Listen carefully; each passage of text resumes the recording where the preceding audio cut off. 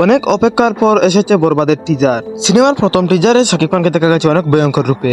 অনেকেই বলছেন এমন লুকে দেখা মিলেনি শাকিব খানের। 1 মিনিট 44 সেকেন্ডের এই ভিডিওতে শাকিব খানের মুখে শোনা যায়, মৃত্যুরে না পাইলে আমি পুরা দুনিয়া বরবাদ করে দিতে পারি। এখানেই শেষ নয়, ভিডিওতে দেখা মিলে ওপার বাংলার জনপ্রিয় অভিনেতা যিশু সেনগুপ্তেরও। বরবাদের দ্বিতীয়বারের মতো জুটি পেতে কাজ করেছেন প্রিয়তমা খ্যাত অভিনেত্রী ইতিকা পাল। টিজার রিলিজের পরপরই প্রশংসা বাড়ছে। অনেকেই বলছেন বলিউড কিংবা সাউথ এশিয়ার সিনেমা। রোমান্টিক অ্যাকশন বায়োলজিত সিনেমাটি পরিচালনা করেছেন মেহেদী হাসান হৃদয়। শাকিব খান ছাড়াও এই সিনেমায় অভিনয় করেছেন ইতিকা পাল, যিশু সেনগুপ্ত, মিশা সওদাগর সহ আরো অনেকেই। সবকিছু ঠিক থাকলে আসন্ন ঈদুল ফিতরে রিলিজ হবে এই সিনেমাটি।